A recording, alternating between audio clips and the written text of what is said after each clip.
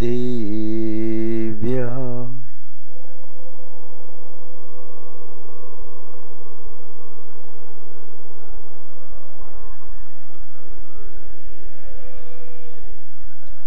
जय बोलिए त्रिकालवर्ती त्रैलोक पूज्य विश्वाराध्य पंच परमेष्ठी भगवान की, अनंत अनंत सिद्ध परमेष्ठी भगवान की, वर्तमान जिन शासन ऐसी वर्धमान महावीर भगवान की, परम पूज्य चारित्र चक्रवर्ती आचार्य श्री शांति सागर जी मुनि महाराज की, परम पूज्य सिद्धांत चक्रवर्ती आचार्य गुरुदेव श्री विद्यानंद जी मुनि महाराज की, अहिंसामय विश्व धर्म की, परम पूज्य आचार्य गुरु श्री वसुमंत जी महाराज की जय, आचार्य संघ की जय। नमोस्तु महाराज नमस्ते। एक बार हाथ जोड़ लें सभी।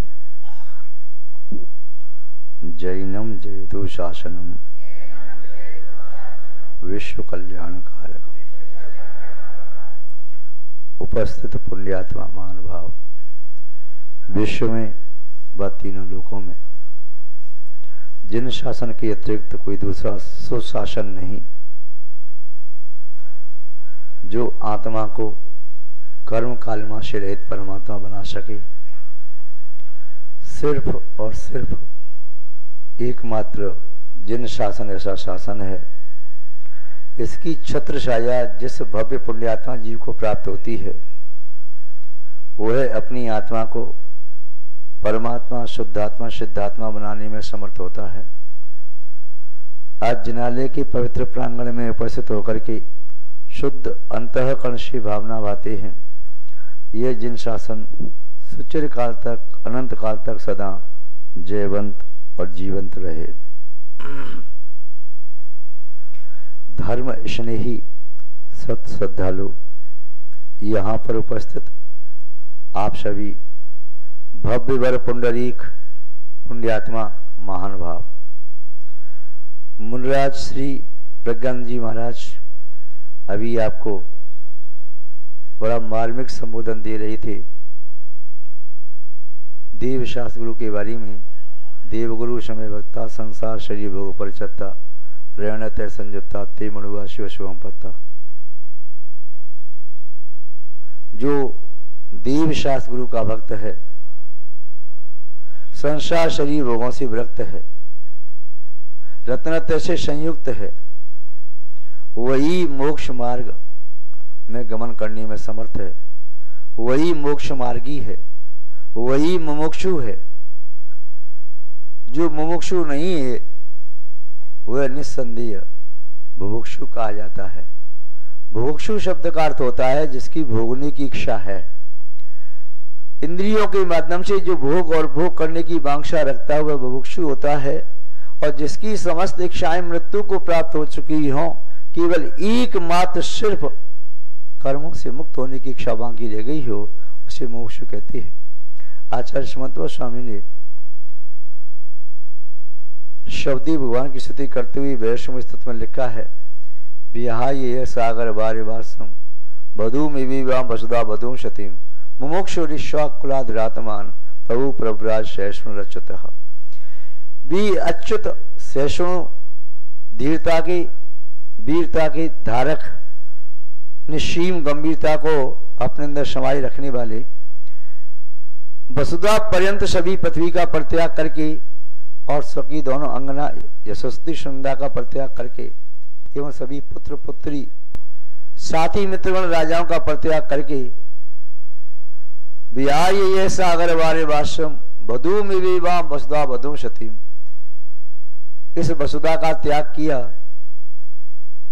मुमुक्षु इक्ष्वाकु कुलाद्रातमान, इक्ष्वाकु कुल के आत्मवान सूर्य मुमुक्षु भी मुमुक्षु बने जब संसार शरीर भोगों से व्यक्त होकर के आत्मबोध को प्राप्त हुए, वैराग्य को स्वीकार किया, यथाजा दिगंबर दीक्षा को स्वीकार कर लिया। आचार्य समंत स्वामी के शब्दों में यथाजात दिगंबर दीक्षा को स्वीकार किए बिना कोई मोक्षु बनता नहीं। यहां तक कि शास्त्रीय भाषा में देखें तो उत्कृष्ट श्रावक व श्राविका और तो और उपचार से महावती कही जाने वाली आर्य का भी मोक्ष शब्द की संज्ञा को सार्थक नहीं कर पाती, क्योंकि उनके जीवन में भी मोक्ष की प्राप्ति संभव नहीं है। इसलिए मोक्ष शब्द के लिए आचार्य समंतवा स्वामी अर्घनाथ स्तुति में भी मोक्ष उन्हें कह रही है जिन्होंने 6 खंड के वैभव को तृणमीव तिनके की तरह से समझ करके परित्याग कर दिया और आत्म वैभव को प्राप्त करने के लिए लालायित हुए, वे मोक्ष अवस्था को प्राप्त हुए। महानुभाव मुनराशि ने कहा है कि जन्म जरा मृत्यु जैसे रोगों की औषधि क्या। परम पूज्य आचार्य भगवान श्री कुंद स्वामी जी ने दर्शन पाउड की 17वीं गाथा में और आचार्य श्री वीरशैव स्वामी ने धबला में अनेक प्रसंगों पर जिन वचन की महिमा गाई है, आचार्य समंतवा स्वामी ने भी जिन वचनों की महिमा को उद्धृत किया, स्तुति विद्या आदि में, युक्तानुशासन में एवं रत्नगण शावचार और वैष्णव स्तोत्र में, शब्दानुशासन प्राकृत व्याकरण में भी इनकी महिमा स्पष्ट है। जिन वचनों की महिमा आचार्य हेमंतकीर्ति स्वामी ने, आचार्य बसवंती स्वामी ने, आचार्य सकलकीर्ति महाराज ने, आचार्य जयशंकर स्वामी, आचार्य जिनशंकर स्वामी, आचार्य नीवचंद सिद्धांत चक्रवर्ती ने बहुत उत्कृष्ट गाई है। कुंद स्वामी ने भी बोध पाउड, सूत्र पाउड में और उदरशील पाउड आदि में ज्ञान की महिमा का बखान किया। जन्म जरा मृत्यु जैसे रोगों का निराकरण करने के लिए परम औषधि का उपदेश दिया। उनके शब्दों में सुनते हैं, जिन वैणम परमोषहि विषय स्ववीर्यम अमित भूयम जलम वर्ण वायु हरणम खय करणम सर्व दुखाणम जिन वैणम परमोषहि या जिन वैणम मोषमिणम मोषमिणम, जिन वचन ये परम औषधि है, जिन वचन ही परम औषधि थी, जिन वचन ही परम औषधि हो सकेगी, उससे बढ़कर के कोई दूसरी औषधि नहीं। महाराज जी संगति के बारे में कह रहे कि जैसी संगति बैठोगे वैसे बनोगे, और जो व्यक्ति जैसा होता है वैसी संगति करता ही है। हंस की शोभा हंसों की सभा में है, कौओं के बीच में नहीं। काक की शोभा काक के बीच में है, बगलों के बीच में नहीं। बगलों की शोभा बगलों के बीच में है, कबूतर के बीच में नहीं। कबूतर की शोभा कबूतर के बीच में है, सारस के बीच में नहीं। मयूर की शोभा मयूर के बीच में है, वह तीतर के बीच में नहीं। आम के वृक्ष की शोभा आम के बगीचे में है, बबूल के साथ नहीं। जिसकी शोभा उसी के साथ शेर शेर के साथ बैठता है, वह शेर कभी स्वान के साथ बैठा है क्या? घोड़ा घोड़े के साथ बैठता है, कभी वैशाख नंदन के साथ बैठा है क्या? वृषभ वृषभ के साथ बैठता है, वह कभी मेष के साथ बैठता है क्या? हरिण हरिण के साथ बैठता है क्या? कभी शार के साथ बैठता है, शकार के साथ नहीं बैठता। ऐसे ही जो ज्ञान पिपासु हैं, जो संयम की तीव्र भावना रखने वाले हैं, जो मां जिनवाणी के प्रति अपने चित्त में अनुपम अभूतपूर्व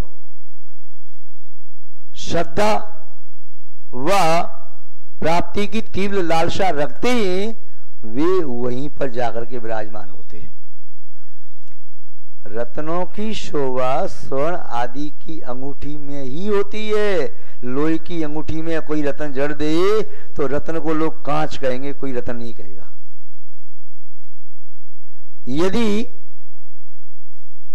कोई राजकुमारी आभूषणों को धारण करके चल रही है तो लोग कहेंगे ये तो देखो हीरे की आभूषण है, ये जवाहरत है, नीलम है, बेडरूम बनी है, मरकत है, पन्ना है।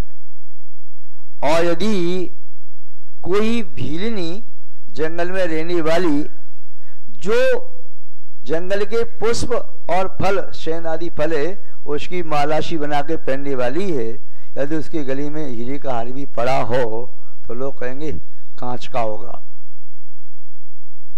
संगति का बड़ा प्रभाव पड़ता है। जिन वचनों की संगति करने से हमारे अंदर जिनत्व उत्पन्न होता है, योग्य कृषक यदि उत्तम भूमि को प्राप्त करता है, यदि वह भूमि में बीज का वपन करता है तो उत्तम फसल को प्राप्त करने में समर्थ होता है। यदि भूमि बंजर हो तो कृषक कितना कुशल हो, उसमें बीज वपन नहीं करता, पहले भूमि को शुद्ध करता है। और यदि भूमि अच्छी है और कृषक आलसी है तो अच्छी भूमि से भी यथेष्ट फसल को प्राप्त नहीं कर सकता। पहले हम अपने चित्त की भूमि को निर्मल करें, फिर मां जिनवाणी के प्रसाद रूप जिन वचनों को अपने चित्त में धारण करें, तब निस्संदेह हमारे चित्त में ही यह पड़ा हुआ जिन वचन का बीज हमें जिनत्व के रूप में फलीभूत हो जाएगा, शिवत्व के रूप में फलीभूत हो जाएगा। आचार्य महोदय कह रहे हैं, जिन वर्ण मोश है मैडम, जिन वचन ये औषधि है। कैसी है?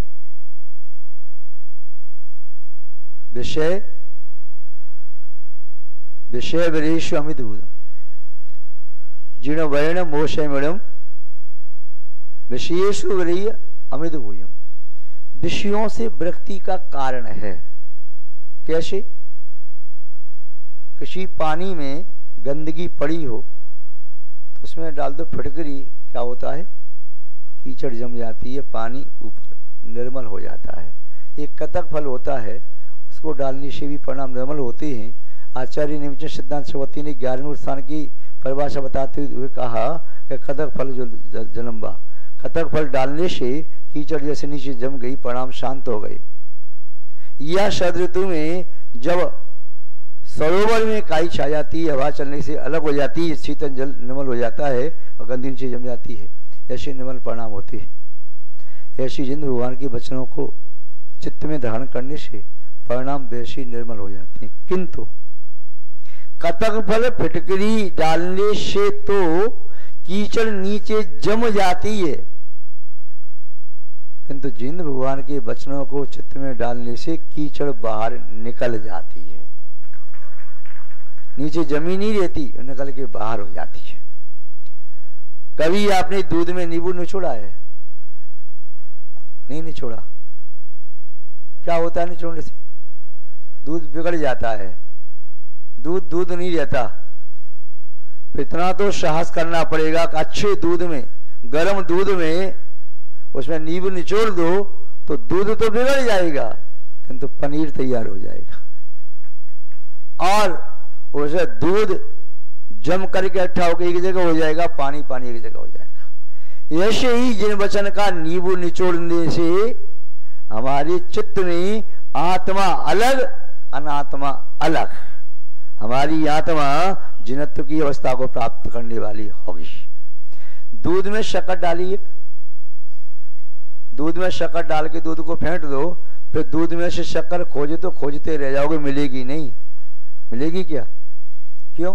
उसमें है नहीं क्या? घुल गई। ऐसे ही जिसकी आत्मा में जिन वचन घुल जाते हैं, उनकी आत्मा भी अत्यंत निष्ठ जिनत्व को प्राप्त करती है, शिवत्व को प्राप्त करती है। उसमें से फिर जिन वचन निकलते नहीं। और जब तक जिन वचन को जिसने अपने कंठ में मस्तक में रख लिया है, तब तक आत्मा में स्वाद आता नहीं। जैसे दूध के डिब्बे पर शक्कर की कटोरी रख दो तो दूध मीठा होता नहीं, दूध के डिब्बे को शक्कर की बोरी में रख दो तब भी दूध मीठा होता नहीं, और दूध के डिब्बे को शक्कर के ढेर में भी रख दो तब भी दूध मीठा होता नहीं। ऐसे ही जब तक जिनवाणी के शब्द कंठ में है और जब मस्तक की खुजलाहट होती है तो अपने दो चार शब्द बोल दिए, उससे तो आत्मा परमात्मा नहीं बनता। किंतु आत्मा में जिन वचन जब एक में हो जाते हैं, जिनके फलस्वरूप भक्ति करता है जिन भगवान की वह भव्य जीव, तो फिर एक ही भाव हो जाता है। परमात्मा और भक्त अलग अलग नहीं रहते। तो महान भाव जिन वर्ण मोक्षयमणम विषय विरयम अमित भूयम। विषयों से विरक्ति का कारण है, जिन वचन जाते हैं तो विषयों से विरक्ति हो जाती है। संसार शरीर भोगों में आसक्ति नहीं रहती। जो संसार शरीर भोगों में आसक्त है, उसके चित्त में जिन वचन अभी गए नहीं, और जिनके चित्त में जिन वचन चले गए तो संसार शरीर भोगों में आसक्त रह नहीं सकता। जैसे पेट्रोल पर एक तिल्ली डाल दो माचिस की, जला करके, क्या होगा? तिल्ली बुझ जाएगी। यदि तिल्ली बुझ जाएगी तो पेट्रोल ही नहीं, पानी है, तो तिल्ली बुझ गई। और डालते ही महाभयंकर अग्नि का रूप ले ले तो समझो वास्तव में पेट्रोल है। या यदि सही का पेट्रोल है तो वो तिल्ली प्लास्टिक की होगी, अग्नि नहीं, वो प्लास्टिक की, उसका चित्र दिखाई दे रहा होगा, वो आपने डाला होगा। अग्नि और पेट्रोल एक साथ हो न जले, ऐसा हो नहीं सकता। ऐसे ही जिन वचन चित्त में पहुंचे और संसार शरीर भोगों से व्यक्ति हो नहीं, ऐसा हो नहीं सकता। वर्षों वर्षों तक गद्दी पर बैठ करके समय सार पढ़ करके वैराग्य नहीं हुआ तो समझो अभी चित्त में समय सार के शब्द नहीं गए, अभी तो वे शब्द कंठ में मस्तिष्क में रखे, जैसे वैशाख नंदन की तरह से उसकी पीठ पर शास्त्रों का बोरा लाद दो तो उससे ज्ञानी नहीं बन जाता। ज्ञानी बनने के लिए आत्मा में ज्ञान की स्थापना करनी, आत्मा में ज्ञान की ज्योति जलानी है। बाहर से ज्ञान की ज्योति जलाने से आत्मा प्रकाश नहीं होता। जैसे कि कोई अपने मकान के बाहर पूरे खिड़की दरवाजे बंद करके मकान के बाहर आग लगा दी उसने, वह ताप रहा है, बड़ी बड़ी आग लगा करके, तो अंदर प्रकाश नहीं होता। ऐसे ही बाहर कितने भी शब्दों का ढेर लगा दो, चेतना में प्रकाश नहीं होता। और चेतना में जिन वचन के दो शब्द भी चले गए तो फिर चेतना में अंधकार टिकता नहीं है।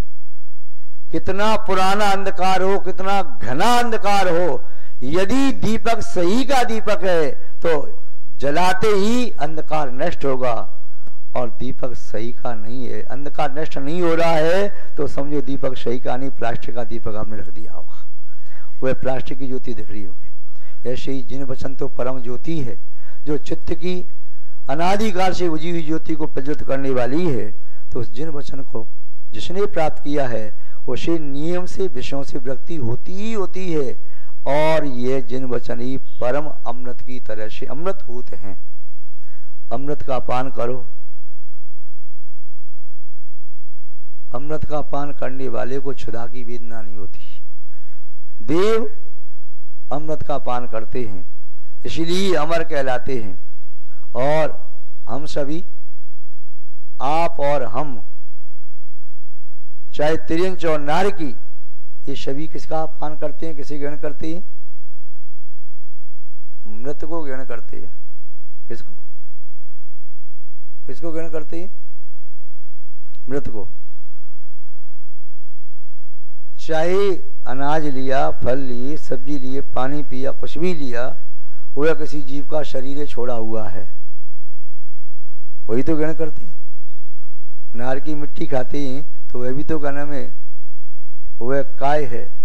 किंतु जो देव हैं वह बाहर से अपनी तृप्ति नहीं करते, उनके कंठ से अमृत, मरा हुआ नहीं, जीवंत जीवंत रस का पान करते हैं, इसलिए भी अमर कहलाते हैं। तो इस अमृत, इस जिन वचन को भी अमृत कहा है। जिन वचन अंदर में जब पहुंच जाएंगे तो जिन वचन से हमारी अंदर का अमृत का जो झरना है वह झरना प्रारंभ हो जाएगा। हमारी अंतर में दीपक है, जिन्हें भगवान की वाणी की एक तिल्ली लगाते ही अंदर का दीपक प्रज्वलित हो जाएगा, परम ज्योति जागृत हो जाएगी और हमारी आत्मा परमात्मा बन जाएगी। अमृतभूत है। और जिसके लिए जो चीज अमृत के समान है उसका पान करके जिस आनंद का अनुभव करता है उसके लिए वह आनंदी शब्दातीत होता है। एक बालक माँ का दुग्ध पान करके आनंद लेता है, वो देवों का अमृत क्षण फीका है। एक बालक अपनी माँ के हाथ से भोजन करके आनंद लेता है, मैंने तो अमृत कार्य किया और सब फीका है। तो जिसको जो चीज प्राणों से ज्यादा महत्वपूर्ण दिखाई देती है उसके लिए वही अमृत के समान लगती है। किंतु साधर्मी बंधु के लिए, सम्यदृष्टि के लिए चिन्ह वचन ही परम अमृत है। इससे बड़ा अमृत कोई दूसरा नहीं है। देवों का अमृत होगा उनके लिए, शरीर का पोषण करने वाला, जो सागर व पल्ले पर्यंत तक शरीर को नष्ट नहीं होने देता है, ऐसी प्रेरणाओं को पोषित करता रहता है, होगा उनके पास। किंतु उससे कल्याण तो नहीं होता। बोले हमारे पास जिन वचन का अमृत है जो हमारी आत्मा को कभी शुष्क, अमृत और रोगी नहीं होने देता, उसका मैं पान करता हूं। तो वह जिन वचन का परम अमृत जर मरण वायु हरणम, वही जिन वचन की परम औषधि। जर मरण, जन्म जरा और व्याधि का नाश करने वाला है। जहां जरा और मृत्यु दोनों नहीं हो तो उसका जन्म भी नहीं होगा। तो जन्म जरा मृत्यु आदि 18 दोषों से रहित करने वाला यदि कोई है तो जिन वचन है। इतना ही नहीं, क्षय करणम सब दुखाड़म, जीवन में जितने प्रकार के दुख हो सकते हैं, अनंत प्रकार के दुख हो सकते हैं, उन सभी अनंत प्रकार के दुखों को नाश करने में समर्थ हैं तो वे जिन वचन हैं। इसलिए हे भव्य जीवो, जिन भगवान के वचनों को बड़ी श्रद्धा पूर्वक, विनय पूर्वक, भक्ति पूर्वक और सभी कामों को छोड़ करके उन्हें ग्रहण करने का सम्यक पुरुषार्थ करो। प्यासे चातक की तरह से स्वाति नक्षत्र की बूंद गिर रही है, जैसे महाराज कह रहे, वह सर्प के मुख में न जाए, सीप में न जाए, वह जिन भगवान के मस्तक पर गिरी तो गंधोदक बन जाएगी। और यदि ऐसे नहीं बन सकते तो अपने चित्त रूपी सीप के मुख को खोल दो, जिससे जिन भगवान के वचन रूपी वह स्वाति की बूंद जाएगी तो मोती बन जाएगी। वह मोती नहीं, मुक्ति को देने वाली, मोक्ष को देने वाली बनेगी। आपके चित्त में अवतरित हो पहुंचे, ऐसी हम भावना रखते हैं। इसी के साथ आप सभी महानुभावों को वात्सल पूर्वक अंतःकरण से सैकड़ों बार, हजारों बार, लाखों करोड़ों बार बहुत बहुत आशीर्वाद। आप सबका मंगल होवे, आप सबका शुभ होवे, आप सबका कल्याण होवे, ऐसी हम भावना रखते हैं। इसी के साथ शब्द श्रृंखला को विराम देते हैं। जय बोलिए श्री शांतिनाथ भगवान की, परम पूज्य आचार्य गुरुदेव श्री विद्यानंद जी मुनि महाराज की, अहिंसामय विश्व धर्म की, परम पूज्य आचार्य गुरु श्री वसुमंत जी महाराज की।